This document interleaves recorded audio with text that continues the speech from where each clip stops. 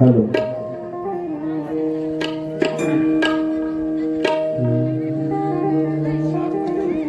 पुंडलिक वरदा विठ्ठल श्री ज्ञानदेव पंढरीनाथ भगवान की जय। माऊली ज्ञानेश्वर महाराज की जय। जगद्गुरु तुकाराम महाराज की जय। समर्थ सद्गुरु श्री गजानन महाराज की जय। सद्गुरु जोग महाराज की जय। माऊली सद्गुरु सकाराम महाराज।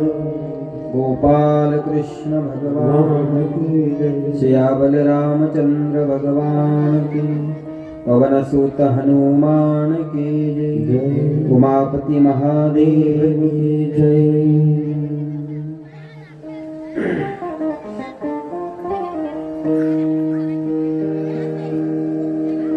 ध्येयं सदा परिभवग्नमभीष्टदोहम् तीर्थास्पदं शिवविरञ्जनुतं शरण्यम् प्रत्यार्तिहं प्रणतपालभवाब्धिपोतम् वन्दे महापुरुषते चरणारविन्दम्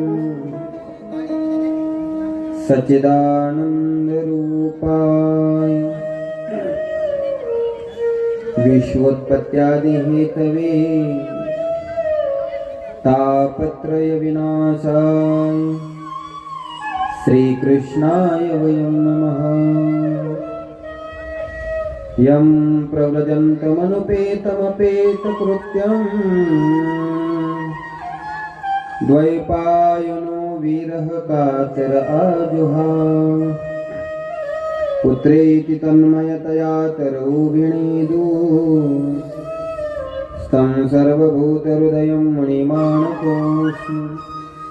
वंशविभूषितकरान्नवनीरदाभात् पीताम्बरादरुणबिम्बफलादरोष्टात् पूर्णेन्दुसुन्दरमुखादरविन्दनेत्रा कृष्णात् परं किमपि तत्त्वमहं न जाने। लोकाभिरामं रणरङ्गधीरं राजीवनेत्रं रघुवंशनाथं कारुण्यरूपं करुणाकरन्तं श्रीरामचन्द्रं शरणं प्रपद्ये। मनोजवं मारुततुल्यवेगं जितेन्द्रियं बुद्धिमतां वरिष्ठं वातात्मजं वानरयुतमुख्यं श्रीरामदूतं शरणं प्रपद्ये। नारायणं नमस्कृत्यं नरं चैव नरोत्तमं देवीं सरस्वतीं व्यासं ततो जयमुदीरयेत्। नमामि सद्गुरुं शान्तं सच्चिदानन्दविग्रहं पूर्णब्रह्मपरानन्दं ईशमानन्दवल्लभं। गजानना गुणकरा परममङ्गला पावना श्रीचवगी हरिदुरिद्रीविदुर्वासना। नशी त्रिभुवनामध्ये तुझे विनयामासरा। करी पदनतावरी बहुदयाहरू सादरा जय जय श्री राधारमण जय जय नवल किशोर जय गोपी चित्त चोर प्रभु जय जय माखन चोर आदिनाथ समारंभा बाजीनाथाय मध्यमा अस्मदाचार्य पर्यंता वंदे गुरु परंपरा गोपाल कृष्ण भगवान की जय।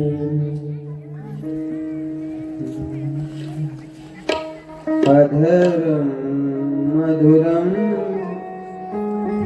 वदनम मधुरम नयनम मधुरम हास्यम मधुरम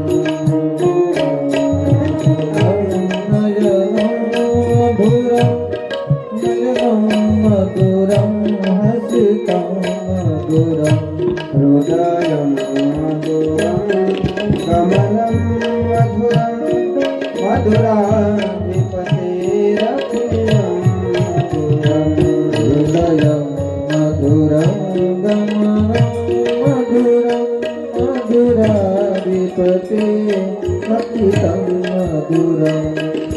हे कृष्ण गोविंद हरे मुरारी हे नाथ नारायण वासुदेव हरे मुरारी हे नाथ नारायण वासुदेव वतनं मधुरं चरितं मधुरं वतनं मधुरं चरितं मधुरं वसनं मधुरं वलितं मधुरं वसनं मधुरं वलितं मधुरं ललितं मधुरं भ्रमितं मधुरं मधुराधिपतेरखिलं मधुरं। गोविंद हरे मुरारी हे नाथ नारायण वासुदेव वेणुर्मधुरो रेणुर्मधुरो वेणुर्मधुरो रेणुर्मधुरो पाणिर्मधुरो पादो मधुरो पाणिर्मधुरो पादो मधुरो नृत्यं मधुरं सख्यं मधुरं मधुराधिपतेरखिलं मधुरं। हे कृष्ण गोविंद हरे मुरारी हे नाथ नारायण वासुदेव गीतं मधुरं पीतं मधुरं गीतं मधुरं पीतं मधुरं भूक्तं मधुरं सुक्तं मधुरं भूक्तं मधुरं सुक्तं मधुरं रूपं मधुरं तिलकं मधुरं मधुराधिपतेरखिलं मधुरं।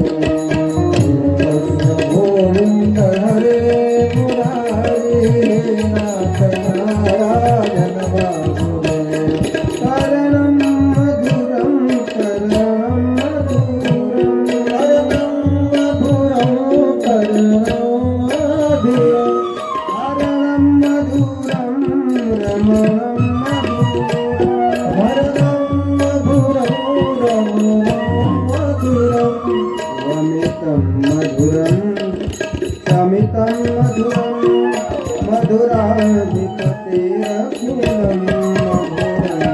श्री कृष्ण गोविंद हरे मुरारी हे नाथ नारायण वासुदेव पुष्पा मधुरा माला मधुरा पुष्पा मधुरा माला मधुरा यमुना मधुरा मीठी मधुरा यमुना मधुरा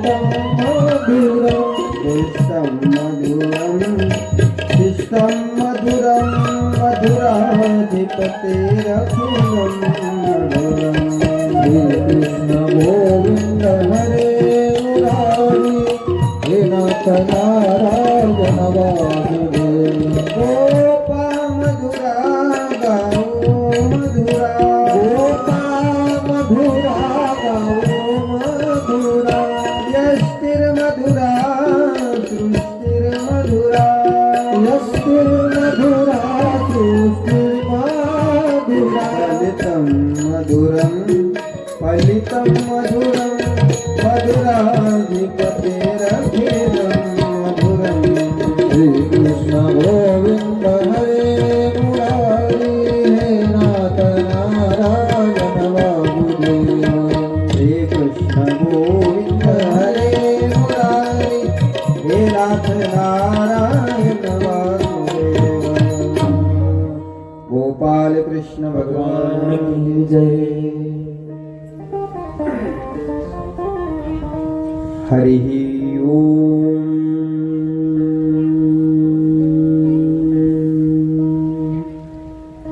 स्वस्ति श्री गणेशाय नमः। हरि ओम। स्वस्ति श्री गणेशाय नमः। हरि ओम। स्वस्ति श्री गणेशाय नमः।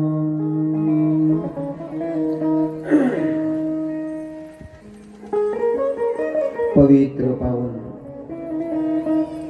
मंगलमय अशा या वातावरणामध्ये योगीराज संत सम्राट सद्गुरु श्री गजानन महाराजांच्या 148व्या या प्रगट दिन उत्सवाच्या निमित्ताने चालू असलेल्या या श्रीमद भागवत कथेचा हा दुसरा दिवस आहे आणि दुसऱ्या दिवसाच्या या सत्राला आपण प्रारंभ करतो। काल या कथेचा प्रारंभ झाला। काल भागवत महात्म्याचा विचार आपण पाहिला। आज या कथेचा आपल्याला संकल्पित वेळामध्ये विचार पाहायचा आहे। व्यासपीठावर आमचे परमस्नेही परम आदरणीय हरिभक्ती पारायण गायनाचार्य राधेश्यामजी महाराज, हरिभक्ती पारायण गणेश महाराज,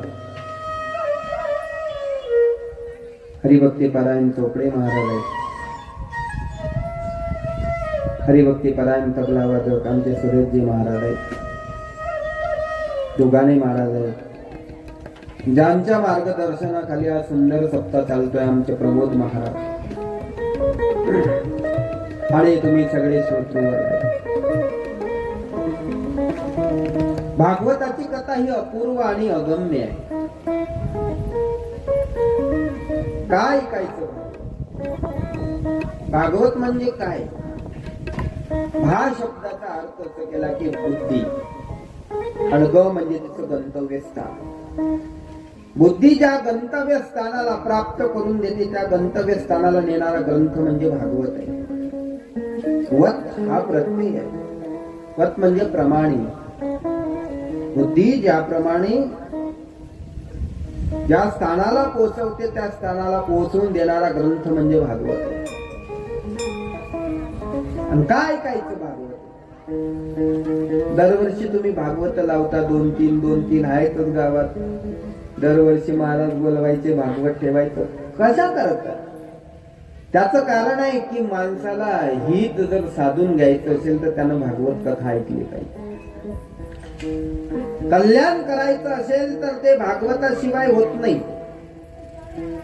सद्ग्रंथ माणसाचं कल्याण करत असतात। म्हणून तर जे सुमती लोक आहेत म्हणजे चांगल्या बुद्धीचे लोक, ते घरी दुसरी संपत्ती नाही गोळा करत बसत, ते भागवत रूपी संपत्ती गोळा करतात, ते शास्त्र रूपी संपत्ती गोळा करतात। या लागी सुमती जोडिती शांती संपत्ती, शास्त्राची दुबती पोशिती घरी, शास्त्राचं दुःख ते घरी पोहोचतात, कारण शास्त्र माणसाचं कल्याण करतात,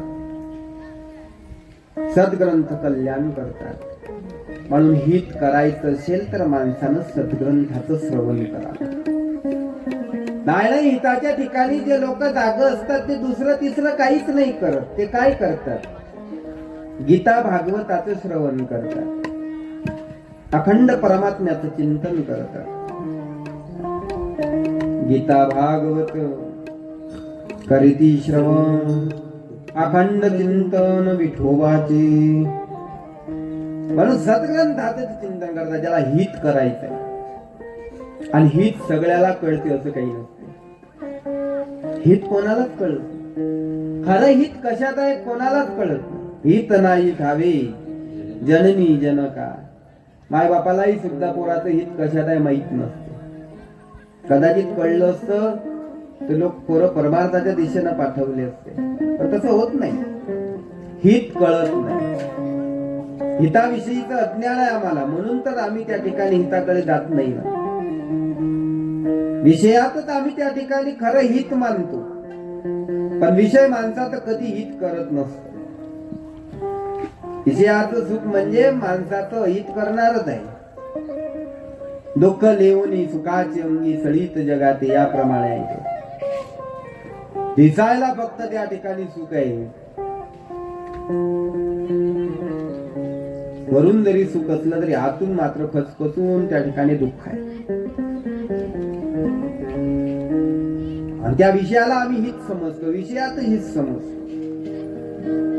म्हणून दूर जातो आम्ही हितापासून. आम्ही हितापासून दूर जातो का? हिताविषयीचं अज्ञान. एक, हितापासून दूर जातो आम्ही का? परमार्थाची लाज. माणसानं परमार्थाची लाज धरली की तो हितापासून दूर जात असतो. धरिली लाज सांडली नावळी पुराण वैसले संत केली पंत परनिंदा. परमार्थाची लाज नाही. आणि परमार्थाचं साधन लाज टाकल्याशिवाय त्या ठिकाणी कळतच नाही. ज्या वेळेस लाज जाईल, भय जाईल, शंका जाईल, तेव्हा परमार्थाचं साधन कळेल. लाज भय शंका दुराविला मान, न कळे साधन या परत. आम्ही परमार्थाची लाज करतो, म्हणून त्या ठिकाणी हितापासून दूर जातो. एखाद्याला म्हणा तुम्ही चला आपण हरिपाठामध्ये नाचू, नको बाबा, का? लाज वाटते. डीजे पुढे नाचून कानं लावायला लावू त्या ठिकाणी, डीजे पुढे हो म्हणजे तिथं नाचू. नको ते करायचे, माणसाला लाज नाही वाटत. आणि परमार्थाच्या ठिकाणी हरिपाठात, कीर्तनात इथं तिथं नाचायची लाज वाटते. हित कळलं नाही, लाज झाली.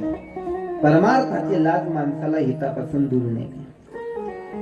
आपलं हित करते कोण आहेत हे नाही समजलं तर त्या ठिकाणी माणूस हितापासून दूर जात असतो.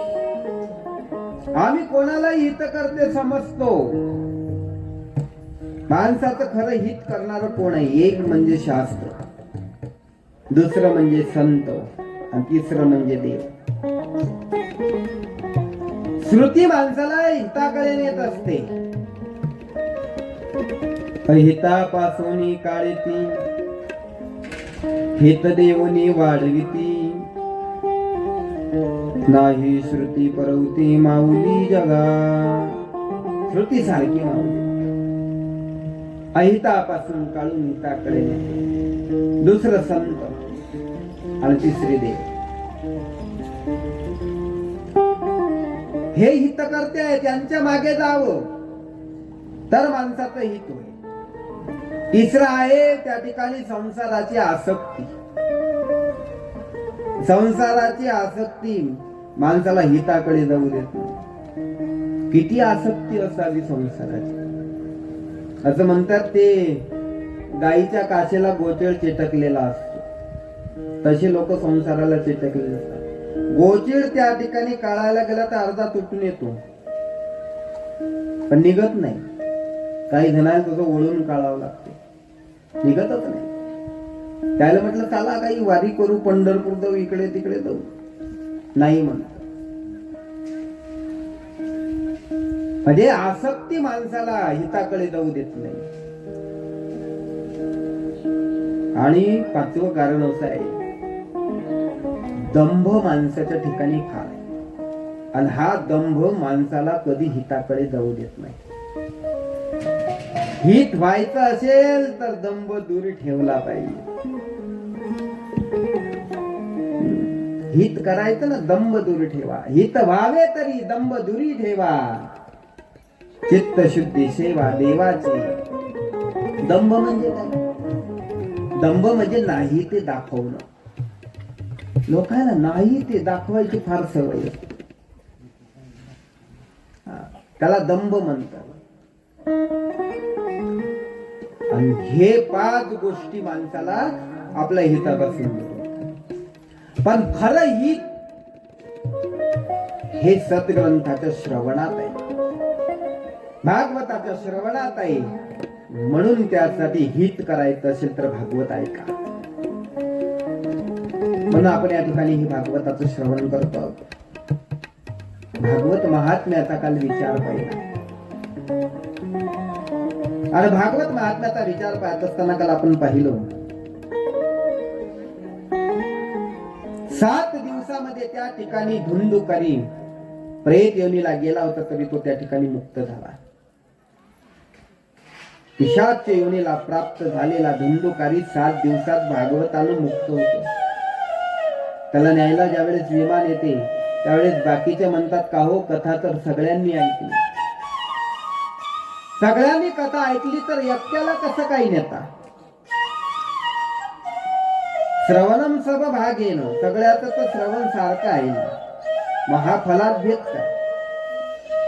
त्यांनी सांगितलं म्हणे दिसायला बसायला सगळे सारखे होते, पण श्रवण सगळ्याच सारखं नव्हतं. श्रवणात भेद होता म्हणून फलात भेद पडला. श्रवणस्य विभेदेन फल भेदोत्र संस्थिता. श्रवणात विभेद म्हणून फलात. सगळ्याच श्रवण सारखं नाही. काल सांगितलं ना की एक स्वता, दुसरा सरोता आणि तिसरा श्रोता. स्वता, सरोता आणि श्रोता प्रकार असतात ते. सगळे श्रोते सारखे नसतात. काही श्रोते शेणासारखे असतात, काही गौरी सारखे असतात आणि काही कापरा सारखे असतात. शेणासारखे, शेणाला किती पेटवा तुम्ही, पेटतच नाही. तसं काही श्रोते हे शेणासारखे असतात. किती बुवा आणा तुम्ही, कुठचा आणा, काहीच फरक नाही पडत. काही गौरी सारखे असतात, पेटतात पण लवकर नाही पेटत, मग हळूहळू पेटतात. पण धुपटले सोडतात. गौरी पेटते पण हळूहळू पेटते, धुपट जास्त सोडते. तसे काही श्रोते असतात, हळूहळू पेटतात. जसा जसा काला जवळ जवळ येते तसा तसा थोडासा पेट धरतात, पण धूरच लय सोडतात. धूर सोडणं म्हणजे अशी कथा असते का? त्याला कथा म्हणतात का? त्याला धूर सोडणं म्हणतात. पंगत मस्त झाली लोकांची, भाजीत मीठ कमी होतो, हा धूर सोडणं आहे. पेटत नाही असं नाही, पेटतात पण धूर सोड. आणि काही श्रोते कापरा सारखे असतात. कापराजवळ काळी धरातच त्या ठिकाणी होऊ की लगेच त्या ठिकाणी ते पेटलं. कापुराच्या वाती उजळल्या लोटी. कापुराच्या वाती उजळल्या लोटी. कापुराच्या वाती उजळल्या लोटी. कापुराच्या वाती उजळल्या लोटी. ओ खाईत समाती राजी देसी.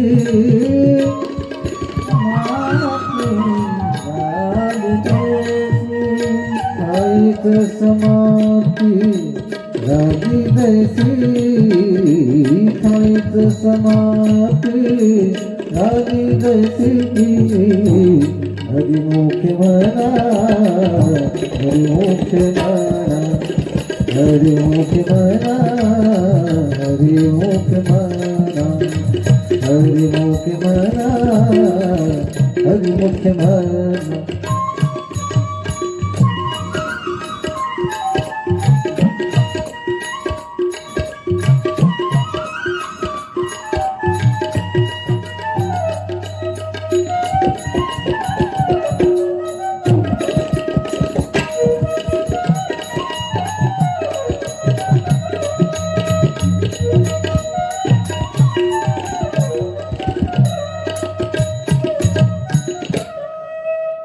कापुराच्या वाती उजळल्या ज्योती ठाईच समाप्ती झाली जैशी.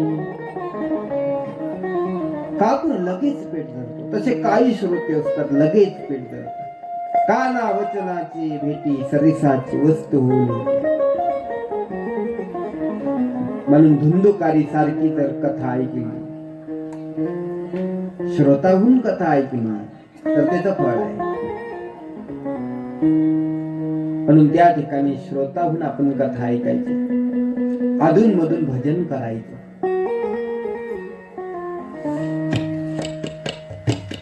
भागवत महात्म्याचा असा विचार 6 अध्यायातून पाहिल्यानंतर प्रथम स्कंदाला त्या ठिकाणी प्रारंभ होतो आणि प्रथम स्कंदाच्या प्रारंभी त्या ठिकाणी भागवतकार फार सुंदर असं मंगलाचरण करतात. जन्मातिश्य तन्वयादितरतश चार्थीष्व विज्ञस्वरा तेने ब्रह्महृदायादि कवये मुह्यन्ति सूरयः. तेजो वारि मृदां यथा विनिमयो यत्र त्रिसर्गो मृषा धाम्ना स्वेन सदा निरस्तकुहकम् सत्यं परम धीमहि. भागवतकार बोलतात आम्ही ध्यान करतो. कोणाचं? जे परम सत्य आहे आम्ही त्याचं ध्यान करतो. सत्यम परम धीमहि. ध्यान करत असताना कोण्या एका देवतेचं नाव नाही घेत भागवत. विठ्ठलम परम धीमहि, कृष्णम परम धीमहि, विष्णुम परम धीमहि, रामम परम धीमहि असं नाहीत म्हणत. सत्यम परम धीमहि. का? रामम परम धीमहि म्हटलं असतं तर रामाला भजणारेच फक्त त्या ठिकाणी भागवताकडे वळले असते. शिवम परम धीमहि म्हणत असते तर शिवजीकडे जाणारेच फक्त भागवताकडे वळले असते की हा ग्रंथ आमचा आहे. विष्णू परम धीमहि म्हटलं असतं तर विष्णू भक्तच फक्त इकडे भागवताकडे वळले असते. असं नाही होऊ म्हणून त्या ठिकाणी सर्व देवामध्ये अनुष्ठित असणार सत्य तत्व त्याचं आम्ही ध्यान करतो. का ध्यान करायचं? ज्याचं ध्यान आपण करतो त्याचं रूप आपल्या मनाला प्राप्त होत असतं म्हणून ध्यान करावं. तुम्ही विषयाचं ध्यान करा तर मन तुमचं विषयाकार बनेल. तुम्ही ज्याचं ध्यान कराल मन तसं होत असते. ज्याचे दया ध्यान तेचे होय त्याचे तसं मन आकार घेत असते. म्हणून परमात्म्याचं ध्यान केलं तर त्या ठिकाणी परमात्मकार त्या ठिकाणी होईल. रामायणामध्ये फार सुंदर असा प्रसंग या ठिकाणी आलेला आहे. वनवासामध्ये रामप्रभू असताना तिथून पंचवटी मधून सीताई साहेबाचं हरण केलं. अशोक वनामध्ये सीताई साहेब आहेत. वनवासामध्ये त्या ठिकाणी आणखीच वनवास आहे. ओळखीचं कोणी नाही, सर्व राक्षसीचा पहारा आजूबाजूला आहे. अशा ह्याच्यात एकही राक्षसी ओळखीची नाही. पण त्या सीतेची एक राक्षसी ओळखीची झाली होती. तिचं नाव होतं त्रिजटा. एक दिवस सीताई साहेब दुःखी आहे. मन त्या ठिकाणी बेचैन आहे सीताई साहेब. राम प्रभूचा वियोग आहे सीताई साहेबाला.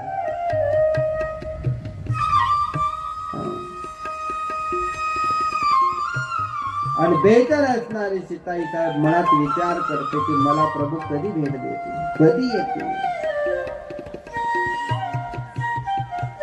रामाशिवाय चैन रामाविनी मज चैन पडेना नाही जीवाशी यारा.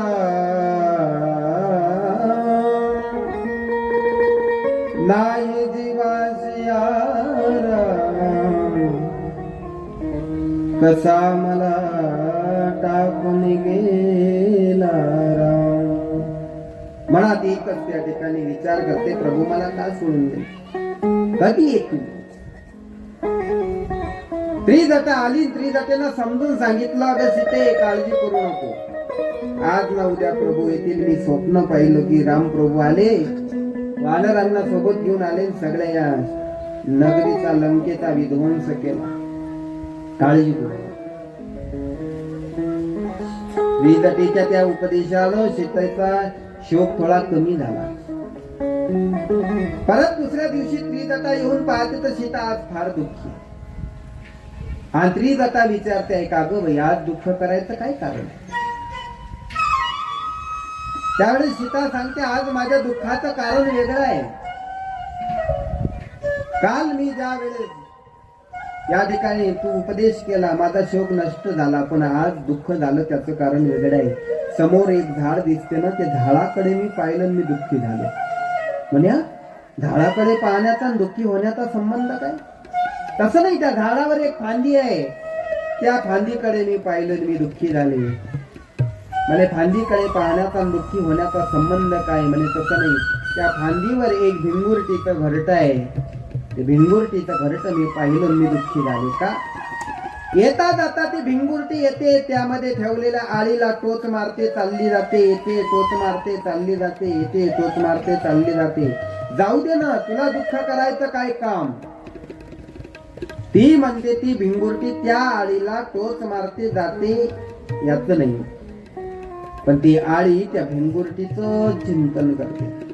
आता भिंगुरटी येईल, मला टोच मारेल जाईल, आता भिंगुरटी येईल, टोच मारेल जाईल. आणि असं ती आळी भिंगुरटीचं चिंतन करता करता ती आळी आळी म्हणून शिल्लकच राहत नाही, ती आळीच भिंगुरटी होऊन गेली. त्रिजटा म्हणते, होऊ दे ना मग, झाली तर तुला दुःख करायचं काय काम?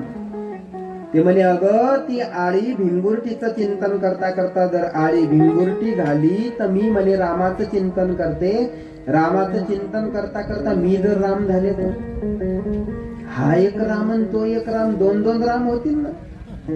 त्रिजटा हसली, होऊ दे ना म्हणे, रामाचं चिंतन करता करता तू जर राम झाले तर राम प्रभू तुझं चिंतन करतात राम प्रभू सीता होतील म्हणे, दुसरं काय? फक्त जे पहिले पती होत ते पत्नी होईल, जे पत्नी होते ते पती होईल. पती पत्नी भाव तर कायमच राहिला. सांगायचं तात्पर्य, ज्याचं आपण ध्यान करतो त्याचं रूप आपल्याला प्राप्त होत असतं, म्हणून ध्यान करावं. म्हणून भागवतकार बोलतात, आम्ही ध्यान करतो कोणाचं? सत्यम परम धीमहि, जे परम सत्य आहे. परम सत्य म्हणजे जे सत्य तत्वाचंही सत्य आहे. सत्यस्य सत्यम परम सत्यम असं आहे. सत्य म्हणजे ज्याला तीनही प्रकारचा नाश नाही, तो सत्य. नाश तीन प्रकारचे असतात. एक स्वभाव नाश असतो, दुसरा आश्रय नाश असतो, आणि तिसरा परता नाश असतो. असे तीन नाश असतात. एक जण उठला कधीतून तो म्हणे, महाराज तुम्हाला माहित नाही नाश चार असतात. नाही, आपला आता लोक तर तीनच ऐकले बा, हे स्वभाव नाश, आश्रय नाश आणि परता नाश. हा चौथा नाश कोणता असते? कालता म्हणजे सत्यानाश असते. म्हटलं तो तू केला नाश. काही वस्तूला स्वभाव नाश असतो, काही वस्तू स्वभावता नाश पावतात. आज केलेली भाजी उद्या खाता येते का? नाही खाता येत. का? ती विकते. एखादी बाई म्हणेल, महाराज फ्रीज आहे आमच्या घरी, आम्ही उद्याही खातो ती भाजी, परवा नाही खाता. कधी ना कधी ते भाजी खराब होईल. त्या भाजीचा तो स्वभाव आहे नाश पावणे. उन्हाळ्याचे दिवस होते, एका माणसाच्या घरी आमराई होती, त्यानं जावयाला आणि पोरीला बोलावला, आमरसाला या. जवायाला इलेक्शनच्या ड्युटी आल्या, ते म्हणे आता काही जमणार नाही, मी पुढे येईन. त्यानं पत्नीला पाठवून दिलं. पोरगी आली त्याच्याकडे, पोरीला आंब्याचा रस केला, पण सासरेबाला खंत या गोष्टीची वाटली की जवाई बापू नाही आला. मग घरचीच आमराई, पेटीभर आंबे तोडले, गवतामध्ये ठेवले व्यवस्थित. ज्या वेळेस जवाई बापू येतील त्यावेळेस आंब्याचा रस ठेवून दिले. आणि पुढे मग श्रावण महिना आला, आणि श्रावण महिन्यात जवाई बापू आला. उठायला वाटलं आता जवाई बापूच्या हस्ते जास्त काय करू आपण, उद्घाटन करू. पेटी ते उघडली जवळ बापूचे हस्ते त्याच्यातले आंबे काढले, रस केला नाही. श्रावण महिन्यात उन्हाळ्यातले आंबे राहिले का? पेटी उघडली तसं त्यातून वास आला. सर्व आंबे चढले का? ते तर चांगले गवतात ठेवले का खराब झाले? स्वभाव नाश. काही वस्तूचा आश्रय नाश. भिंतीवर काढलेलं चित्र कधी मुळते? भिंत पडली, चित्र संपलं. काही वस्तूचा परता नाश असतो. घरामध्ये माठ असतो किंवा घागर असते मातीची, ती आपोआप फुटते का? नाही. एखाद्यानं काठी घेतली आणि त्या घागरवर एक रट्टा मारला की मग ते फुटते. म्हणजे दुसऱ्याकडून होणारा नाश, परता नाश. सत्य तत्वाला तीनही नाश. स्वभाव नाश नाही, कारण तो परमात्मा सावयव नाही, तो निरवयव आहे. म्हणून त्या ठिकाणी स्वभाव नाश. आश्रय नाश नाही, कारण सगळ्या जगाचा आश्रय तू आहे, त्याला कोणाच्या आश्रयाची गरज नाही. आणि परता नाश नाही, कारण त्याच्याशिवाय या जगात दुसरं काहीच नाही, म्हणून परता नाश. असं जे सत्य तत्व आहे, आम्ही त्याचं ध्यान करतो. असं सत्य तत्व ते सत्य आहे. मग त्या सत्य तत्वावर हा सगळा त्रिसर्ग, म्हणजे हा सगळा प्रपंच त्याच्यावर अध्यस्त आहे. म्हणून हा सगळा त्रिसर्ग खोटा आहे. यत्र त्रिसर्ग अमृषा म्हणजे खोटा. प्रपंच सगळा त्रिगुणापासून झालेला, म्हणून त्रिसर्ग. सत्व रज तम गुणापासून झालेला असा हा प्रपंच सगळा खोटा आहे. पण तरी खरा वाटतो, कारण अधिष्ठान त्याचं सत्य आहे, खरा आहे. म्हणून पांढरा ठोकळा आपण त्या ठिकाणी लाल कपड्यावर ठेवला की लाल दिसतो, पिवळा कपड्यावर ठेवला की पिवळा दिसतो. म्हणजे आहे पांढरा पण दिसला लाल, तसं प्रपंच आहे खोटा पण दिसला. असं जे सत्य तत्व आहे, हे सगळं जगत याच्यावर तेजो वारी मृदाम यथा विनिमय. याचा जसा एकमेकाच्या ठिकाणी विनिमय होतो, तेजाच्या ठिकाणी कधी पाण्याचा विनिमय होतो, पाण्याच्या ठिकाणी तेजाचा होतो, मातीच्या ठिकाणी त्या ठिकाणी तेजाचा होतो, कधी तेजाच्या ठिकाणी मातीचा होतो. असते एक आणि दिसते दुसरं. तसं आहे खोट, दिसते खरं. आणि या सगळ्या याच्या बाबतीत, या परब्रह्म स्वरूपाच्या बाबतीत तुम्ही आम्हीच नाही, सगळे देव, ब्रह्मादिक देव सुद्धा मोहित होता. तेने ब्रह्म हृदय आदि कवय मुयंती. आणि असं जे सत्य तत्व आहे ते आताच आहे का? नाही. मग जन्माद्यश सर्वाच्या जन्माच्या आधीच आहे. जेव्हा काहीच नव्हतं तेव्हाही ते होतं, जेव्हा काहीच राहणार नाही तेव्हाही ते असणार आहे, आणि आताही तेच आहे. असं जे सत्य तत्व आहे त्याचं आम्ही ध्यान करतो. गोपाल कृष्ण भगवान जय. म्हणून अशा सत्य तत्वाचं त्या ठिकाणी ध्यान करतात. आणि पुढे भागवताचा अनुबंध चतुष्षष्टांक. कोण आहे भागवताचा अधिकारी? निर्मत्सराणां सताम. ज्याचं अंतःकरण निर्मत्सर झालं तो भागवताचा अधिकारी. मत्सर अंतःकरणामध्ये ठेवून भागवताची कथा तुम्ही ऐकूच नाही शकत. मत्सर आणि मच्छर हे दोन शब्द फार जवळचे आहेत.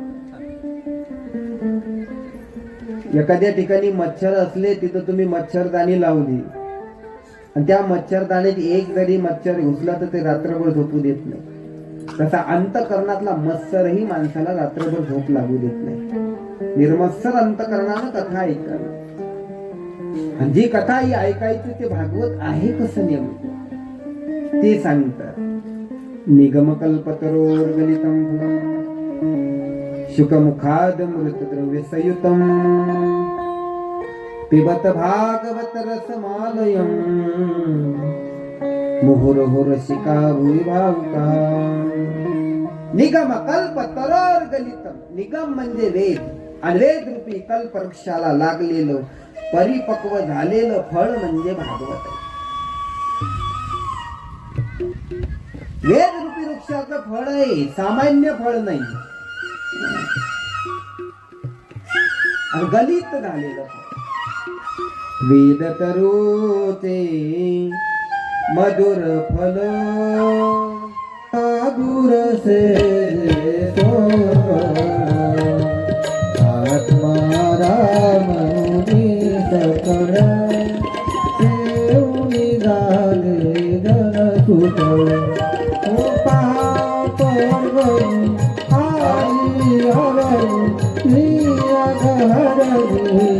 अवजन तरणी ती पतिता आरती करू तुझ भगवंता. जय हो जय श्री भागवता, आरती करू वेद रूपी वृक्षाला लागलेलं परिपक्व झालेलं फळ म्हणजे भागवत. गलितम फल. आणि एखादं फळ गोड आहे असं आपण कधी म्हणतो ज्या वेळेस त्या फळाला पोपटाने चोच मारलेली असते. आपण म्हणतो हे फळ कसं आहे, गोड आहे. शुक मुखाद मृत द्रव्य. आणि म्हणून असं आहे भागवत रूपी फळ तुम्ही प्या. भागवताला काय म्हणतात, फळ म्हणतात, वरून प्या म्हणतात. मला सांगा, फळ पेत असतात का खात असतात? फळ खात असतात. आणि मग भागवतकार फळ म्हणतात आणि वरून प्या का म्हणतात? कारण फळाफळामध्ये फरक आहे. काही फळ असे असतात ज्याचं वरून खायचं असते, आतलं फेकायचं असते. काही फळं असं असतात की त्या ठिकाणी वरचं फेकायचं असते, आतलं खायचं असते. काही फळं असं असते की वरचं फेकायचं असते, मधलं खायचं असते, आतलं फेकायचं असते. काही फळं असं असतात वरचं खायचं असते, मधलं फेकायचं असते, आतलं खायचं फेकायचं असते. काही फळं पूर्ण खाता येतात. खारीक जर खायला दिली तर वरचं खायचं, आतली बी फेकून द्यायची. बदाम खायला दिली, वरच्या टरफलं फेकून द्यायची, आतली बी खायची. त्यानंतर ओली बदाम खायला दिली, वरचं खाता येते, मधलं फेकायचं, आतली बी खाता येते. पेरू खायला दिला, सर्वच खाता येते. पण काहीतरी त्या बियाचा चोथा तोंडात राहतो, तेवढा तरी फेकून द्यावा. प्रत्येक फळात फेकण्यासारखं काही आहे, पण भागवत रूपी फळ असं आहे की ज्यात फेकण्यासारखं काही नाही. म्हणून म्हणतात पिबत भागवत रसमाल. म्हणून त्या ठिकाणी रसमाल असं रसभरित फळ तुम्ही प्या. कोणी प्या? जे भाविक आहेत रसिक आहेत ते प्या. कोणत्याही गोष्टीतला भाविक आणि रसिक पाहिजे, त्यातला तज्ञ पाहिजे, कळणार पाहिजे. तज्ञ असला तर त्याला त्यातला आनंद आहे. गायनातला आनंद, गायनातला रसिक असेल तर त्याला तो कळेल. वादनातला आनंद रसिक असेल तर कळेल. तसं भागवताचा आनंद भागवताचा रसिक असेल तर कळेल. म्हणून रसिक आणि भाविक मंडळी हो, हे भागवत रूपी फळ तुम्ही प्या. रसिक नसला तर त्यात आनंद नाही. म्हणून असं भागवत रूपी फळ प्या असं भागवताचं वर्णन करतात आणि पुढे कथेला प्रारंभ करतात. थोड्या प्रेमाने एकदा भजन करा, पुढच्या कथेचा प्रारंभ होतो. राधे कृष्ण कृष्ण कृष्ण राधे राधे राधे श्याम राधे श्याम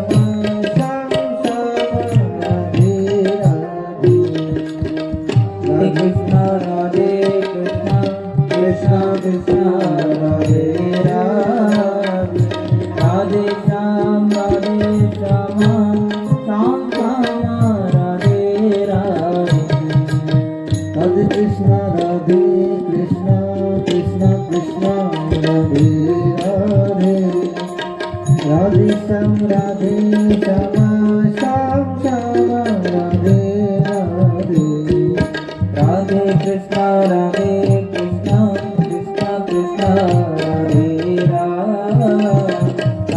श्याम राधे श्याम श्याम श्याम राधे राधे राधे कृष्ण कृष्ण कृष्ण राधे राधे राधे श्याम श्याम श्याम श्याम राधे राधे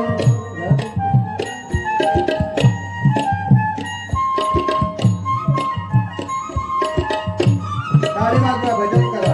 राधे कृष्ण कृष्ण कृष्ण राधे राधे राधे श्याम श्याम श्याम राधे राधे राधे कृष्ण कृष्ण कृष्ण राधे राधे राधे श्याम श्याम राधे राधे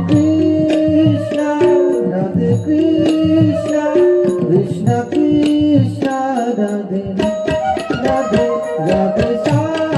राधे श्याम राधे श्याम श्याम श्याम श्याम राधे राधे राधे कृष्ण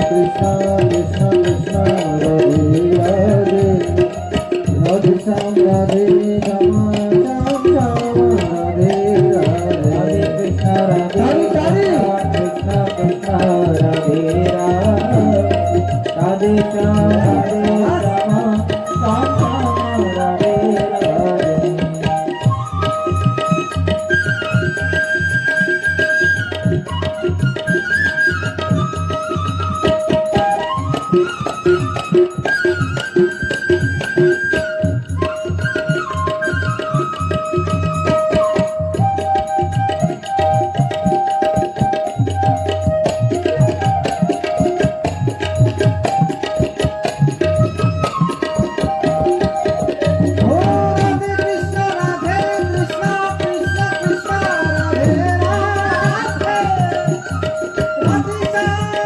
श्याम राधे श्याम श्याम श्याम राधे राधे कृष्ण राधे कृष्ण कृष्ण राधे राधे श्याम राधे श्याम श्याम श्याम राधे राधे गोपाल कृष्ण भगवान की जय कथेचा प्रारंभ करतात. नैमिषी निमिषक्षत्री ऋषयः शौनकादयः सत्रं स्वर्गाय लोकाय सहस्रसममागः. नैमिषारण्यामध्ये सर्व ऋषीमुनी एकत्र येतात. 1000 वर्षपर्यंत चालणाऱ्या त्या ठिकाणी यज्ञाचं अनुष्ठान त्या ठिकाणी चाललं. आणि यज्ञाचं अनुष्ठान झाल्यानंतर मधला जो वेळ भेटते त्या वेळामध्ये काहीतरी कथा झाली पाहिजे म्हणून शौनकांनी सुतांना आसनावर बसवलं. आणि आसनावर बसवल्यानंतर त्या ठिकाणी काही प्रश्न करतात. महाराज, या जगाचं कल्याण कसं होईल ते सांगा.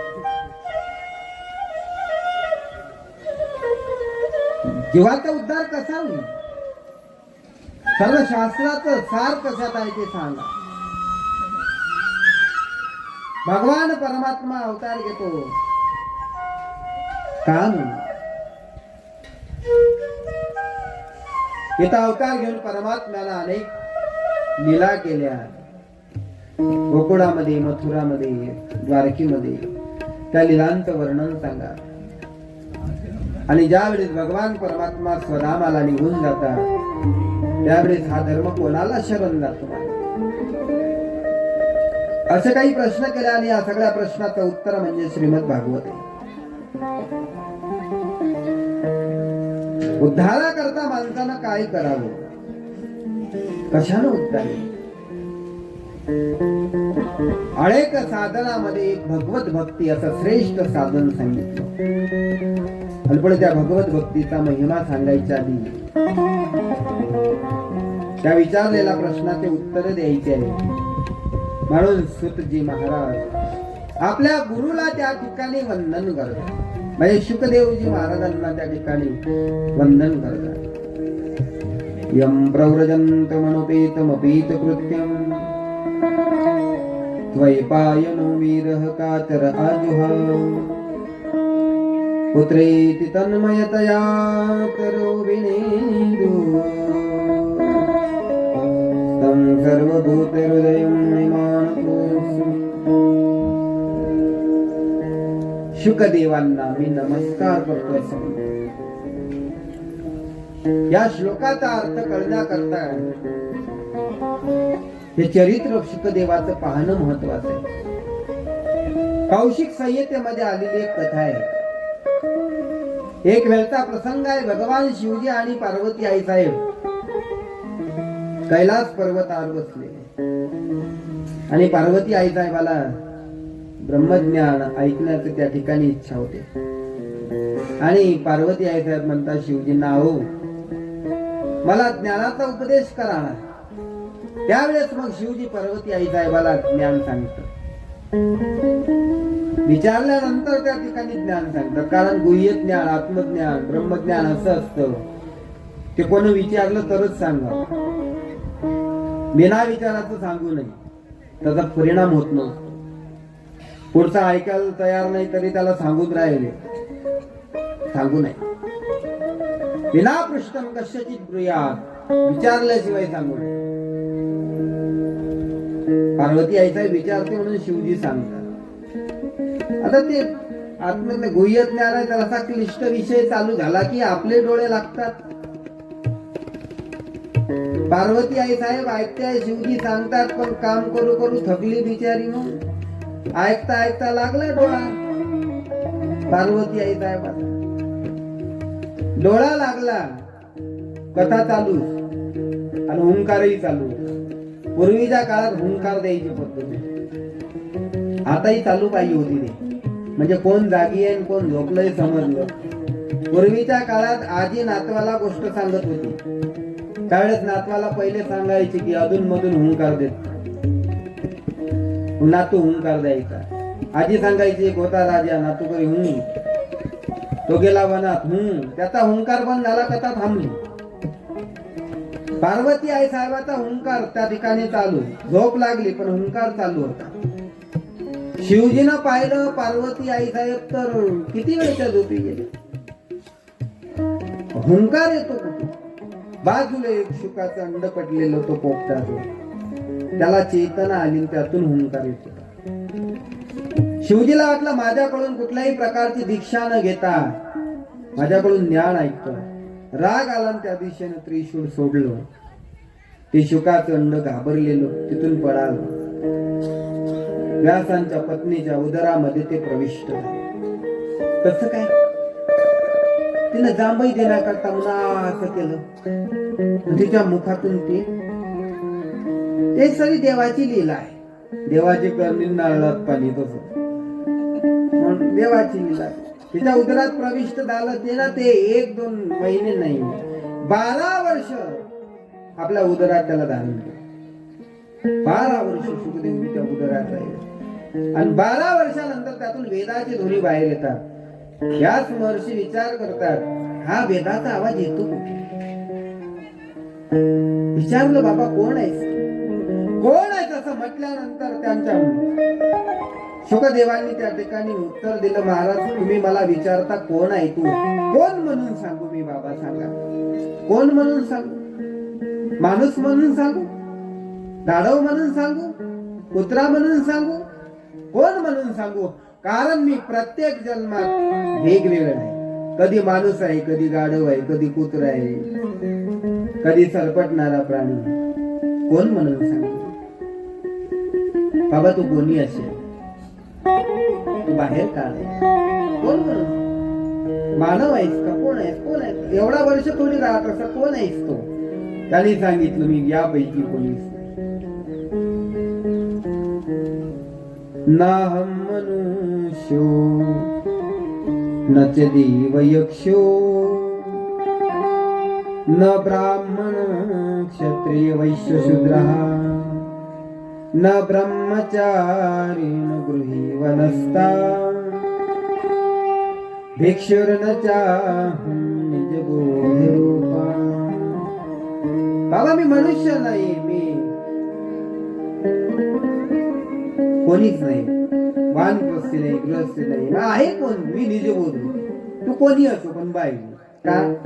अरे बाबा तू जर बाहेर आला तर मला तुला पाहता येईल. काहीच मिनो हे कोणी गावीचा काहीच मीनो हे कोणी गावीचा काहीच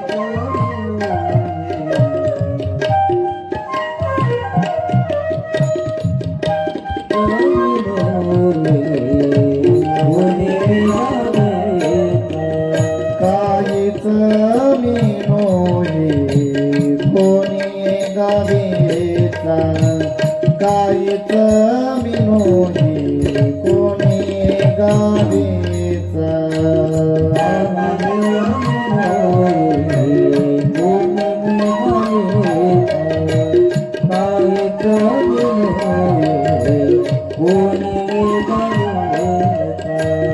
एकला ठाईचा ठाई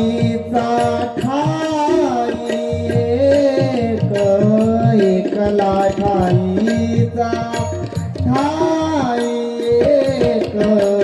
काहीच विनोही कोणी गावेचा काहीच विनोही कोणी गावेचा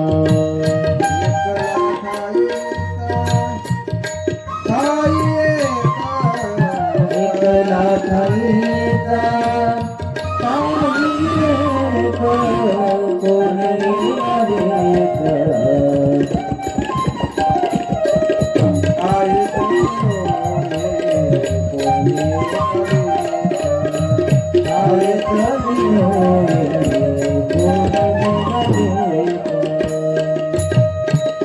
बाबा मी कोणीच नाही काहीच मी नोही कोणी गावीचा एकला ठाईचा ठाई नाही जात कोटेत फेटोनिया अवघीची वायाविन बोल. माझ्या संबंधातलं हे सगळं बोलणं म्हणजे वाऊग आहे.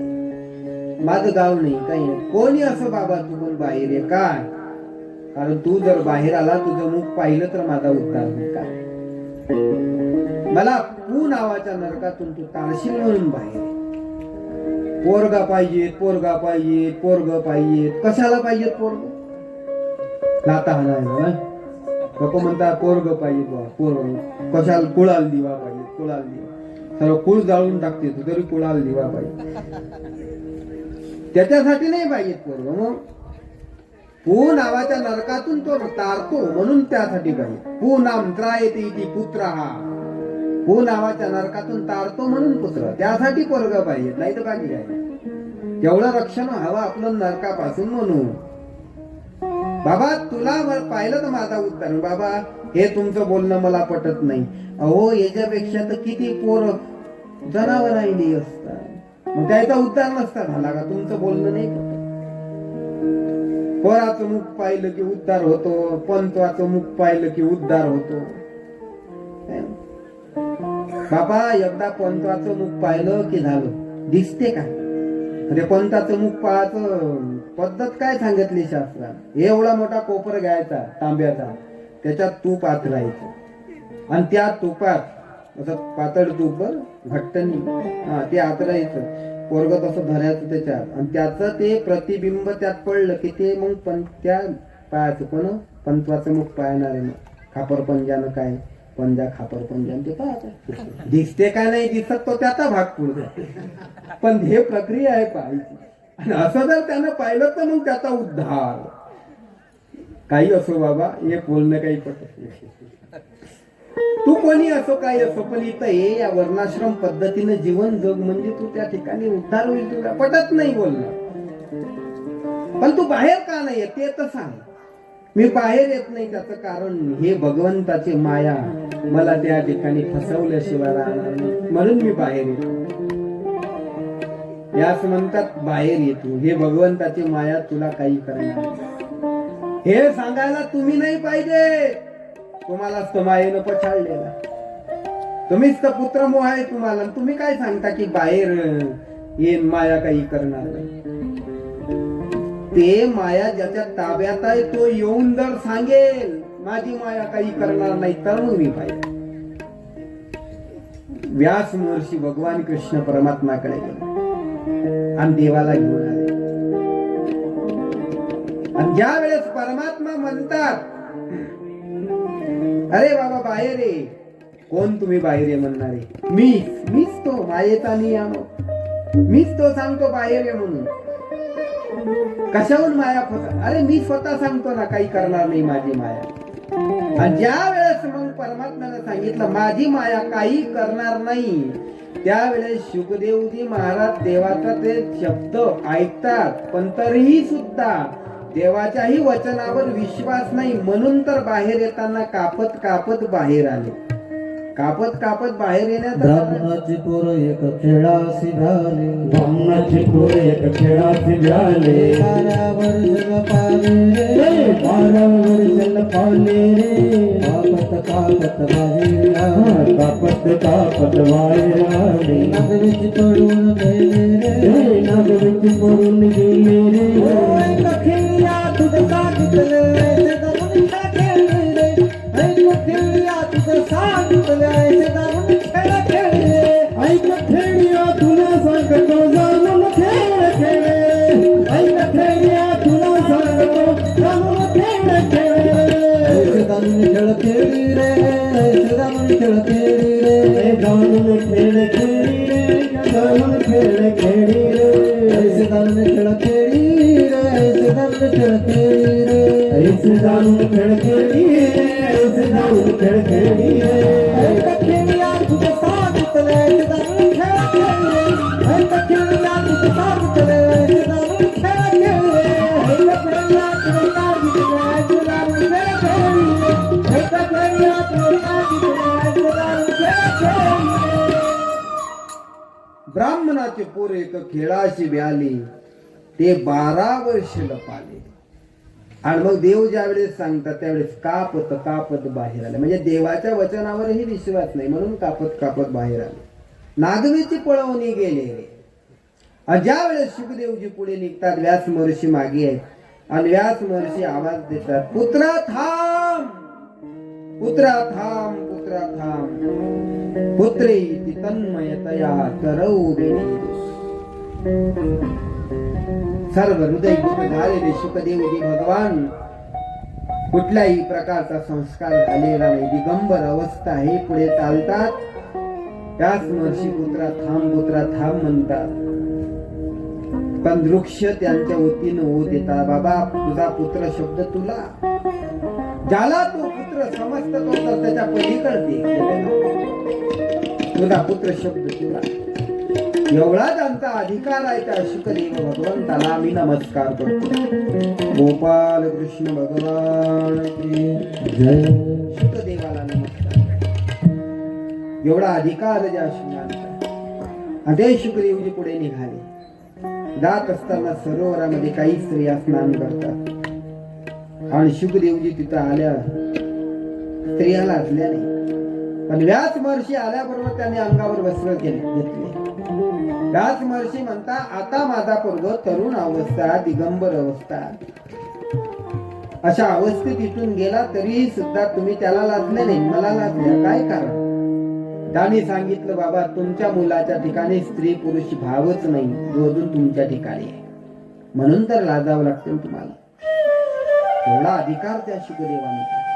ते शुकदेवजी गंगेच्या किनाऱ्यावर आले पुढे, म्हणजे तर समाधीत बसले.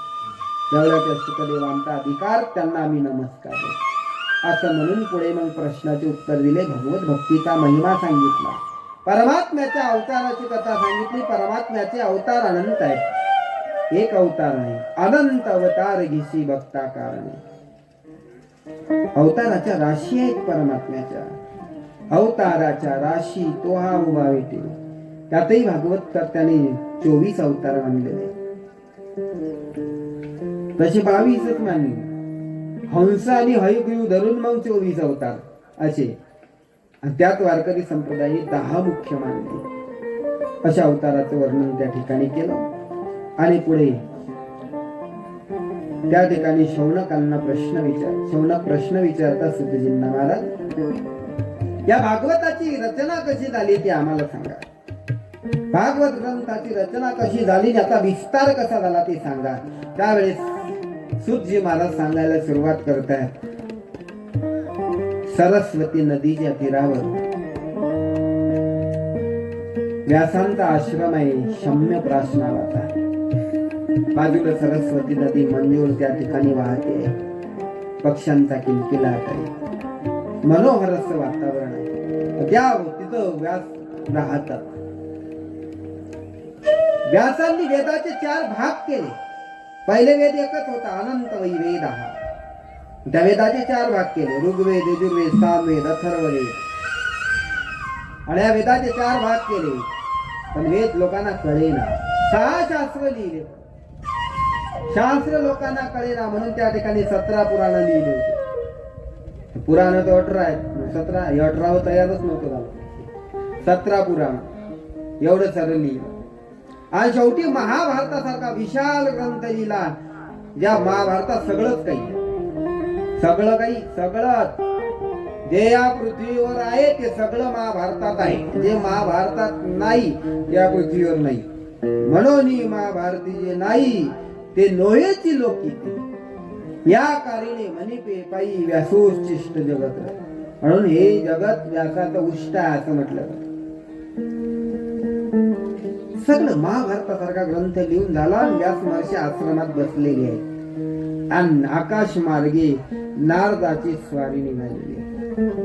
विना आहे, चिपडे आहेत आणि भजन करत करत करत करत नारद महर्षी निघालेले. नारायण नारायण नारायण नारायण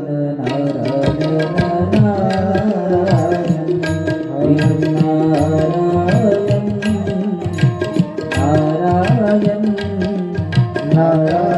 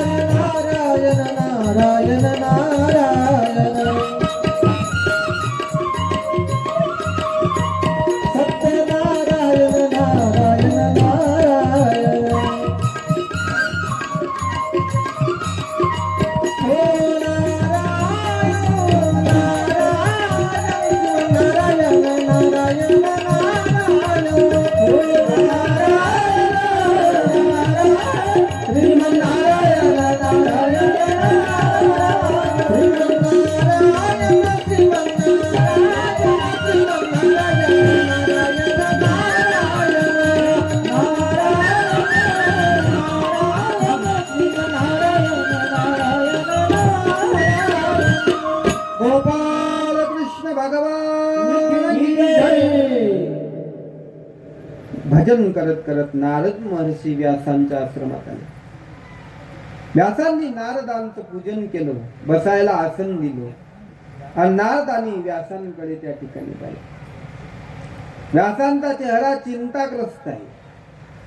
म्हणून नारद महर्षी विचारतात व्यासांना, नाराज दिसता, असमाधानी दिसता, काय कारण? त्यावेळेस व्यासांनी सांगितलं, माझ्या असमाधानाचं कारण मलाच माहिती. वेदाचे 4 भाग केले मी, 6 शास्त्र लिहिले, पुराण लिहिले, महाभारतासारखा ग्रंथ लिहिला तरी मला असमाधान. त्यावेळेस नारद महर्षी म्हणतात, वेदाचे तुम्ही 4 भाग केले पण फायदा काय? लोकांना वेद कळतो कुठे? सर्वांना त्याचा थोडी अधिकार. तो कानी लागला तीही वर्णाताची, संपन्नता असेल पण काय करता? शास्त्र कुठे लोकांना कळतात, पुराण कुठे लोकांना कळतात. महाभारत लिहिलं पण तरी सुद्धा असमाधान. तुम्हाला जर समाधान पाहिजे असेल तर कृष्ण कथा करा, कृष्ण कथा लिहा. आता कोणी म्हणेल का महाभारतात कृष्ण कथा नाही? काय ना, पण महाभारत जे समोर आलं ते का कृष्ण कथा सांगण्यासाठी समोर आलं? महाभारत समोर आलं ते 2 भावाचे भांडणं सांगण्याकरता. आणि 2 भावाचे भांडणं सांगून कोणाला समाधान वाटते? म्हणून समाधान, म्हणून तुम्ही कृष्ण कथा करा. परमात्म्याच्या कथेचा जीवनात काय परिणाम होतो यासाठी नारद महर्षी आपलं पूर्वचरित्र सांगतात. नारद महर्षी म्हणतात, पूर्वजन्मामध्ये मी एका दासीचा मुलगा होतो. लहान होतो मी, 5 वर्षाचं वय माझे वडील वारले. आणि 5 वर्षाचं वय असताना माझे वडील त्या ठिकाणी वारले. म्हणून माझ्या आईला दुसरा सहारा नाही. माझ्या आईला मी सहारा आणि मला माझी आई सहारा. दोघं एकमेकांना सहारा. कुठे राहावं म्हणून माझी आई एका ब्राह्मणाच्या घरी दास्यत्व करतो. गुन्हे भांडी करायची आणि जे मिळेल ते खायचं आणि राहायचं. एक दिवस त्या ब्राह्मणाकडे काही संत मंडळी, साधू महात्मे आले आणि 4 महिने चतुर्मासासाठी ते तिथं थांबले. रोज त्या ठिकाणी प्रवचन करायचे, सत्संग चालायचा. सत्संग चालायचा म्हणून त्या ठिकाणी मीही रोज ते सत्संग त्यांचा ऐकायचो, त्यांची सेवा करायचो, पूजेला फुलं आणून द्यायचो, त्यांना जेवायला वाढायचो, त्यांचं उच्चिष्ट काढायचं. आणि कधी कधी त्यांची आज्ञा असली तर त्यांचं उच्चिष्ट खायचं. गुरुच्या आज्ञेनं उच्चिष्ट म्हणून त्यांचा प्रसाद मी भक्षण करत असे. माझ्या अंतकरणातली भक्ती वाढत गेली. तसं तो उष्ट खाऊच नाही मला कोणा. उच्चिष्टमपि चामेत भोजनं तामसप्रियम. गोष्ट अन्न हे तामस अन्न खाऊ नये. पण मग शास्त्रानं कुठे कुठे त्याला जराशी साईड दिली की काही ठिकाणी चालून जाते. एखाद्या वेळेस गुरुचं उष्ट शिष्यानं खाल्लं, त्यांच्या आज्ञेनं तर हरकत नाही. पतीचं उष्ट पत्नीनं खाल्लं, हरकत नाही.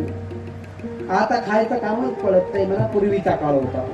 पूर्वीच्या काळातल्या सासू जराशा डेंजर होत्या.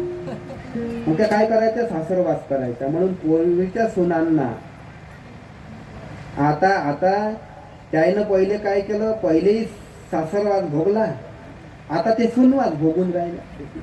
म्हणजे त्याच्या काळात ते निघून गेले.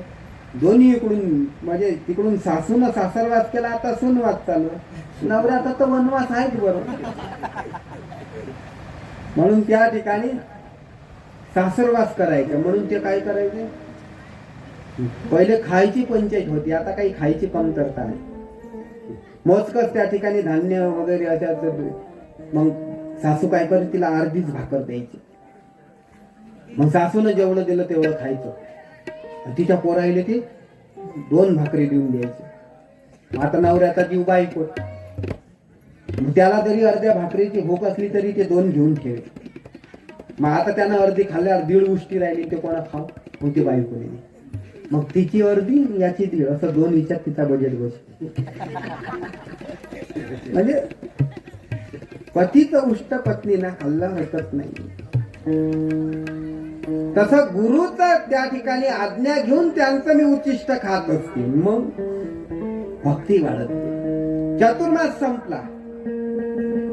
महात्म्य त्यांनाही फार आनंद वाटायचा की लहान पोरगा आहे किती समजदार आहे. समजदार होतो नारद. चातुर्मास संपत आला. ऋषी महात्मे जायला निघाले. मी म्हटलं महाराज मलाही तुमच्या सोबत घेऊन चाला ना. त्यांनी सांगितलं तुला जर आमच्या सोबत यायचं असेल तर तुझ्या आईला विचार. मी मनात विचार केला माझ्या आईकडे जर विचारायला तर माझी आई नाहीच म्हणणार आहे. मी गेलोच नाही. मी विचारलोच नाही. महात्मे निघून गेले. त्यांच्या मुखातून जे श्रवण केलं तेच ऐकत नसते. त्याचा सत्संग करत राहील. असं जीवन व्यतीत करत असताना एक वेळचा प्रसंग आहे. संध्याकाळची वेळ आहे आणि संध्याकाळच्या वेळेला गायीची धार काढण्याकरता म्हणून माझी आई गोठ्यात गेली. मंद अंधकार आहे. त्या अंधकारामुळे दिसलं नाही आणि माझा आईचा पाय एका सापावर पडला. सापावर पडल्याबरोबर त्या सर्पाने माझ्या आईच्या पायाला दंश केला. दंश केल्याबरोबर माझी आई तिथं गतप्राण झाली. काही पोरं माझ्याकडे पळत आले. त्यांनी सांगितलं अरे तुझ्या आईला सर्पाने दंश केला. म्हणून मी तसंच निघालो. गेल्यानंतर माझी आई तिथं पडलेली होती आणि आईला मृत अवस्थेत पडलेलं पाहून मला फार वाईट वाटलं. माझ्या जीवनात एकच सहारा होता आणि तोही देव घेऊन गेला. फार वाईट वाटलं. मी रडू लागलो. नारद महर्षी म्हणतात रडता रडता माझ्या मनामध्ये एक विचार आला. माझ्या परमार्थात एकच अडथळा होता माझी आई आणि तोही देवानं दूर केला. म्हणून जणू काही देवानं माझ्या अनुग्रहच केला. अनुग्रह मन्यमान. देवाचाच हा अनुग्रह असं मी समजलो. आता परमार्थ करायला मी मोकळं झालो म्हणून थोडा आनंदही झाला. पण आनंद झालेला दाखवता नाही आला. एखाद्या वेळेस आनंद झाला तरी दाखवता नाही. एखादा माणूस गेल्यानंतर कधी कधी आनंद होतो पण तो दाखवता नसतो. एखाद्या वेळेस सासू गेली की त्या ठिकाणी पोरगी रडत असते, सूनही रडत असते, दोघी रडतात. पोरगी रडते आई मला सोडून गेली का. सूनही रडते सासूबाई तुम्ही एकट्यात गेला का. मग तुला सोबत न्यायचं होतं का. ते का पंढरपूरला चालली होती का. पण तुम्ही एकट्यात चालल्या का. ते सासू साठी रळे सून. भाव अंतरीचा मनातला भाव अलग आहे. रडणं वेगळं आहे. तिला तर वाटते बरी गेली बुडी काव गेला असं वाटतं नाही. पण ते तसं दाखवता नसते. एखाद्या वेळेस आनंद झाला तरी दाखवता नाहीये. एका गावात एक माणूस राहत होता. कोणीच नव्हतं त्याला. एकटा होता. एकटा जीव सदा जीव. एकटाच बिचारा. कोणी नाही. माय नाही मावशी नाही. माय ना मावशी जीव परदेशी. आता एकटाच राहायचा. मागे ना पुढे धुळला उळे एकटा. मग आता एकटा राहायचा. मला कोणीच नाही म्हटल्यावर काही. सप्त्यात जायचं विना वाजवायचा. तिथं पंगत असतेच. जेवलं की घेतला विना. असं करता करता तो एक दिवस गेला वारला. आता त्याच्या मागे पुढे कोण नाही. त्याचं हे कोण करील बा. ज्याचं कोणी नसते त्याचं कोणी असते.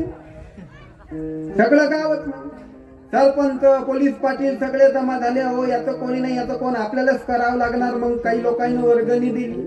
सगळं साहित्य आणलं. त्या ठिकाणी बांबू आणले. केळी बनवली. एक जण टिटव धरायला तयार झाला. बाबा त्याला कोणी नाही तर मीच पाणी धरतो. 4 जण खांदा द्यायलाही तयार झाले. सगळं झालं. सगळे हार बिन एवढे त्याला की त्याचे नातेवाईक असते तर एवढे हार नसते आले. एवढे हार गेले सगळं. सगळी सेवागत स्वागत झालं त्याचं सगळं झालं. पण पोलीस पाटील गेले सरपंचाला. म्हणजे सरपंच याच्यात एक कमी वाटते. म्हणजे काय सगळं काही केलं पण रडून नाही राहिलं म्हणजे कोणी. आणि ते मळ्याला रडल्याशिवाय काही नाही शोभा नाही. रडावं लागतं. ते म्हणावं लागते. काही काही म्हणून रडलं की मग त्याला शोभा येते. आता याचं कोणीच नाही मागे, याला कोण रळणार? ते म्हणे वर्गणीतले काही पैसे जमा आहे. तसंही बाया आता घरीच आहेत, काम धंदे काही नाही, तुरी सोंगणं झाले. मग काय ना 2-4 बाया रोजानं सापडत असेल, 150-200 रुपये रोज काय घेतील किती? टाइम कमी, एका बाईच्या घरी हिंड्याने त्या ठिकाणी टाइम आहे का? मग जे सगळ्या पाथीची मुख्य असते मुखरदम, तिच्या घरी गेला, तिला सांगितलं म्हणे बाई काय काम आहे? आता काय काम आहे बा? सारा तूर सोंगणं झालं सारं, आता काय तुमची पाहत असेल ना घरी? हो, काय काम होतं? काही निंदन होतं का हरभऱ्यात? काय नाही, ते अटपलं. मग हाय काय म्हणे नेमकं? काहीच नाही, थोडं 5-10 मिनिटाचं काम आहे. गेल्या पहिले नाश्ता करायचा, चहा घ्यायचा, 5 मिनिटं फक्त रळायचं, 200 घ्यायचे घरी यायचं. त्यामुळे बाबा हे तर मस्त आहे, असं तो काम रोज आहे. ते म्हणे काही हरकत नाही, आले तर 2-4 धनी पाया मस्त एकीनं त्या ठिकाणी पावभर पोहे खाल्ले. 2-4 धनी इकडून बसल्या, 2-4 धनी तिकडून. पदर घेतला,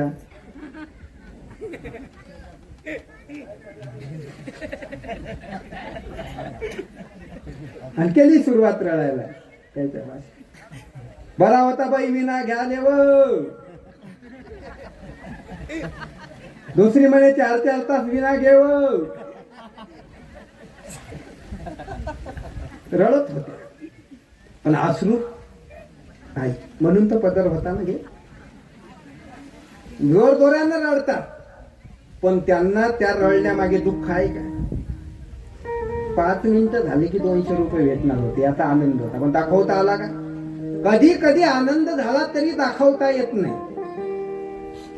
नारद म्हणतात एकीकडून परमार्थासाठी वाट मोकळी झाली म्हणून आनंद झाला, दाखवता नाही. आईची उत्तरी क्रिया केली, उत्तर दिशेने जायला निघालो. शरीर कृश झालं, तहान भुकेनं व्याकुळ झालो. ग्लानी आली, खाली पडलो, कस तरी उठलो, नदीवर गेलो, पाणी पिलो, आणि एका झाडाखाली बसलो. देवाच्या साधनेला प्रारंभ केला. परमात्म्याची मूर्ती ध्यानात आली, आणि मूर्ती ध्यानात आल्यानंतर त्या ठिकाणी लगेच ती मूर्ती ध्यानातून बाजूला गेली. खालतून डोळे उघडले, तेवढ्यात आकाशवाणी झाली. आकाशवाणीनं सांगितलं की तुला या जन्मात भगवंताचं दर्शन घडणार नाही, पुढच्या जन्मात घडेल. माझा देह लख वीज चमकावी तसा मी त्या ठिकाणी ठेवला, आणि पुढच्या कल्पामध्ये ब्रह्मदेवाचा मानस पुत्र म्हणून त्या ठिकाणी अवतार आला. ब्रह्मदेवाचा मानस पुत्र घालून देवानं हा विना मला दिला, सप्तस्वरानं असा असणारा हा विना, तोच वाजवत त्याच गुणगान गात गात मी आता संचार करतो. म्हणून मला कशाचीही कमी नाही, मी समाधानी आहे. समाधान पाहिजेत असेल तर भागवत ऐका. व्यासाला जर भागवताशिवाय समाधान नसेल तर तुमच्या आम्हाला भागवताशिवाय कसं समाधान मिळेल? म्हणून समाधानाकरता कथा ऐकावी. मग कथा कधी ऐकावी? एक दिवस ऐकले की समाधान नाही, सदा कथा ऐकावी. सदा नाम घोष, सदा नाम घोष करू हरी कथा. सदा नाम घोष करू हरी कथा. सदा नाम घोष करू हरी कथा.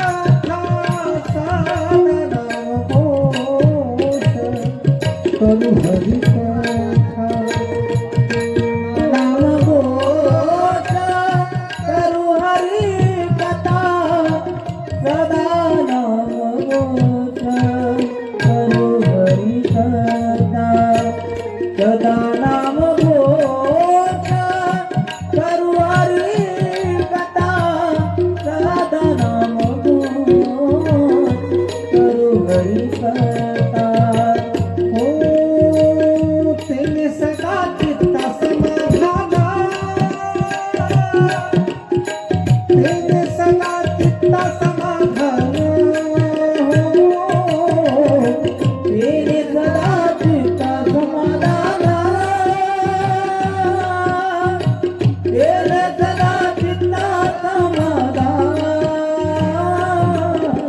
केली सदा चित्ता समाधान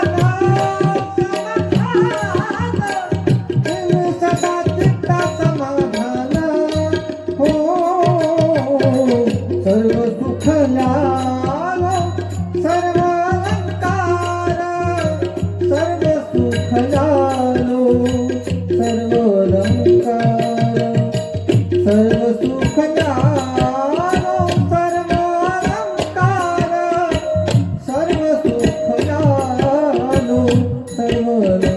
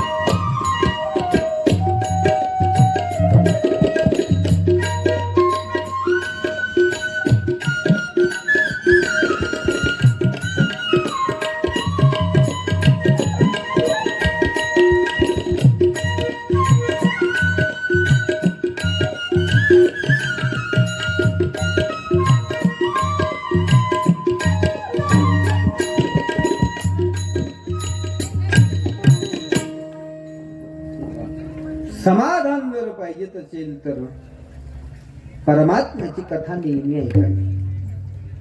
नेहमी त्या ठिकाणी देवाच्या नावाचा नामघोष करावा म्हणजे समाधान मिळेल.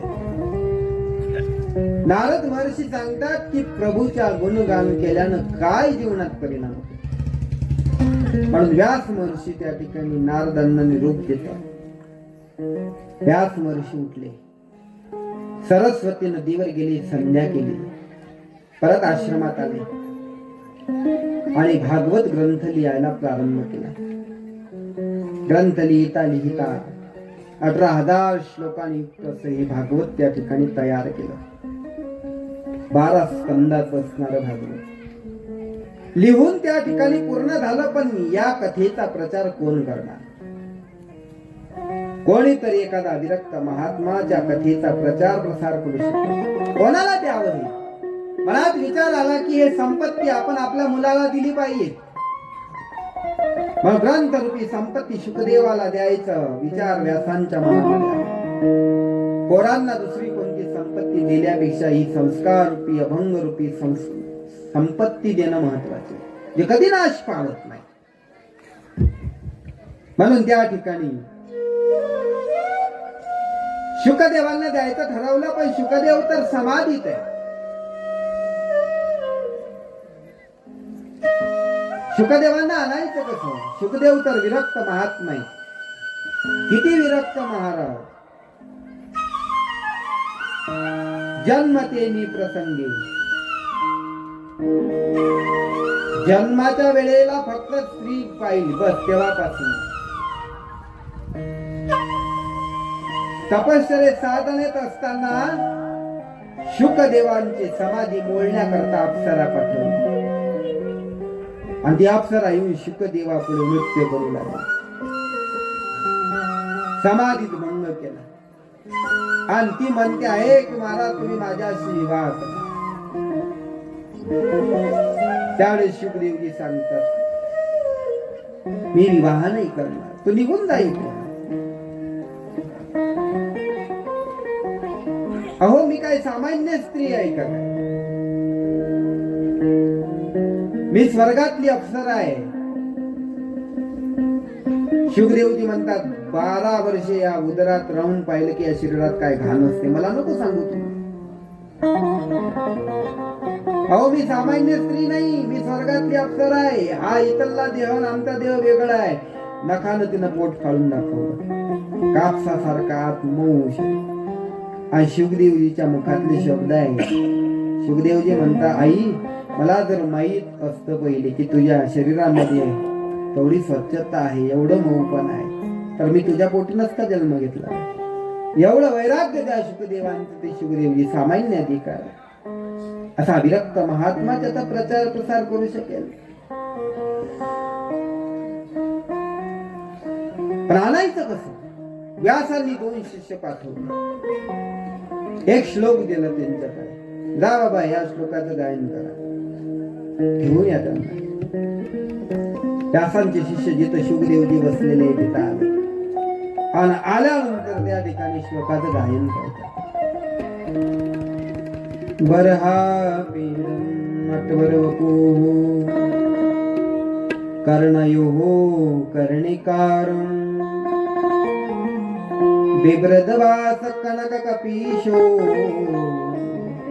वैजयन्ती च माला रन्ध्राणवेणोरदरसुदया पूरयन् गोपरुन्दै वृन्दारण्यं स्वपदरमणम् प्राविशद गीत कीर्ते. फार सुंदर असा श्लोक त्या ठिकाणी उच्चारला. परमात्म्याच्या स्वरूपाचं वर्णन त्याच्यात कसं आहे तो, आणि याच श्लोकाचा अनुवाद नामदेव महाराजांनी आपल्या गवळणीमध्ये करून ठेवला. तो परमात्मा कसा आहे, देहुडाचरण केलेलं आहे त्यांनी. देहुडा चरणी वाजवी वेणू, देहुडा चरणी वाजवी वेणू.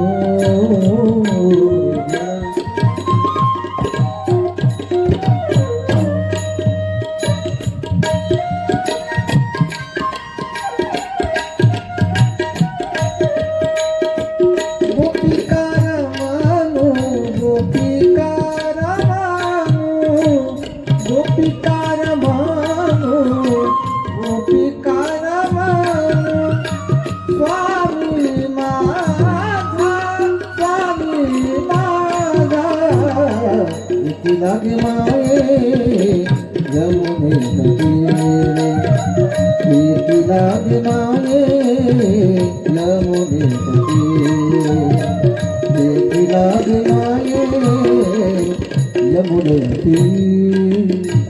गोपिकर मानु, गोपिकर मानु, गोपिकर मानु, मानु मगा.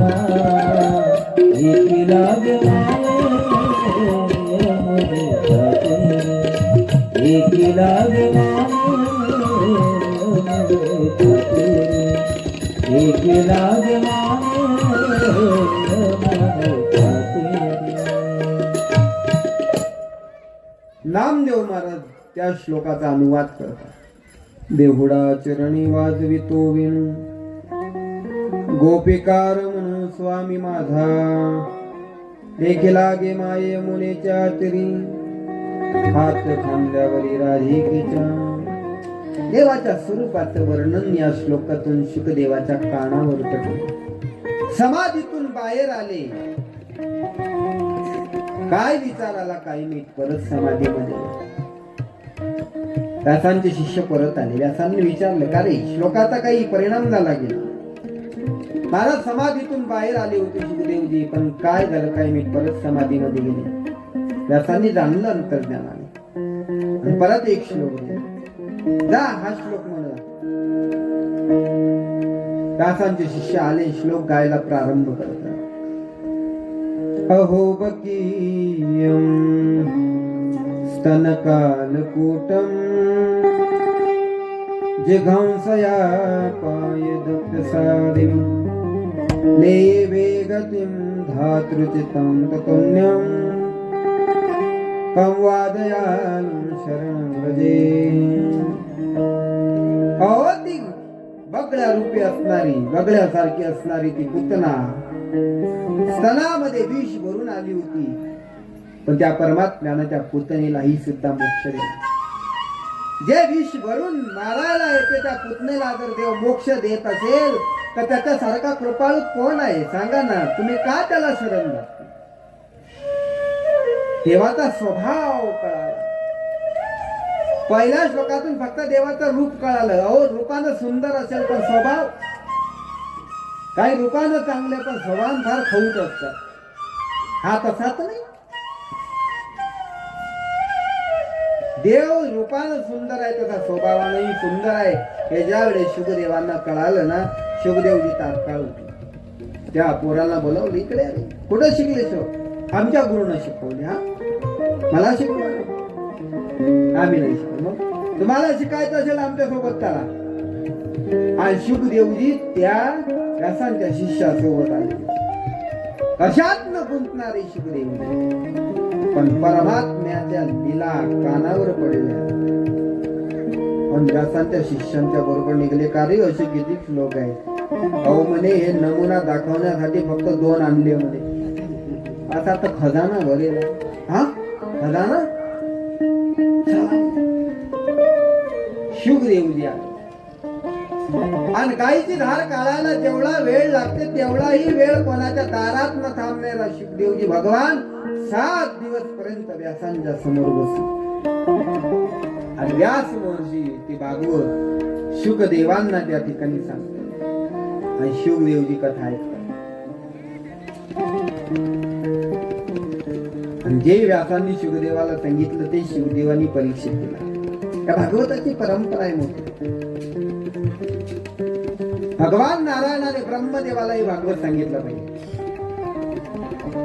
ब्रह्मदेवाने नारदांना सांगितलं, नारदानी व्यासाला, व्यासानी शुकदेवाला, आणि शुकदेवजींनी परीक्षितीच्या मार्फत आपल्याकडे एक धारा. आणि दुसरी भगवान नारायणाने ब्रह्मदेवाने सनकादिकांना, सनकादिकांनी नारदाला. तसं ब्रह्मदेवाने नारदाला सांगितलेलं आहे, पण मध्ये सप्ताह विधीची जी पद्धत आहे ते सनकादिकांनी सांगितलेली आहे. म्हणून सनकादिकांनी नारदाला, नारदानी व्यासांना, व्यासांनी शुकाला, शुकाने परीक्षितीला, परीक्षितीच्या मार्फत आपल्यापर्यंत हे भागवत आले. अशी हे भागवताची परंपरा. म्हणून भागवताचा वक्ता शुकदेवजी महाराज सामान्य नाही. पण त्या शुकदेवजीचा अधिकार या ठिकाणी इथपर्यंत वर्णन केला. पण या ठिकाणी वक्त्याचा अधिकार इथपर्यंत सांगितला. पुढे श्रोत्याचा अधिकार सांगतात. मोठ्या प्रेमाने एकदा भजन करतात. लक्ष्मी शरणधर सीतापती रघुवीर राधा गोविंद. लक्ष्मी शरणधर सीतापती रघुवीर राधा गोविंद. राधा गोविंद रघुमाय पांडुरंग. ओ राधा गोविंद रघुमाय पांडुरंग. लक्ष्मी शरणधर सीतापती रघुवीर राधा गोविंद. लक्ष्मी शरणधर सीतापती रघुवीर राधा गोविंद. राधा गोविंद रघुमाय पांडुरंग.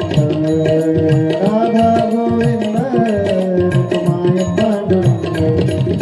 लक्ष्मी शरणधर सीतापती रघुवीर राधा गोविंद.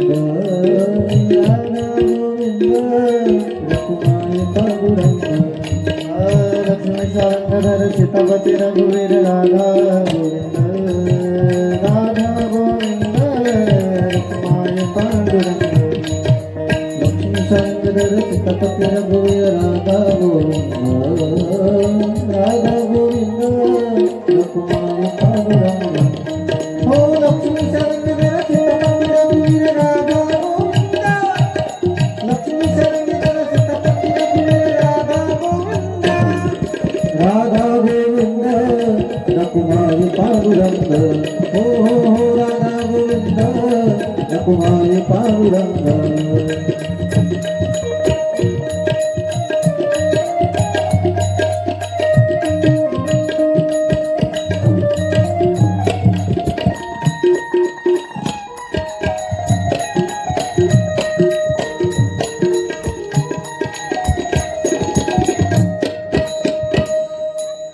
गोपाल कृष्ण भगवान की जय. 10 मिनिटाची सुट्टी आहे. 10 मिनिटानंतर परत कथा चालू होईल.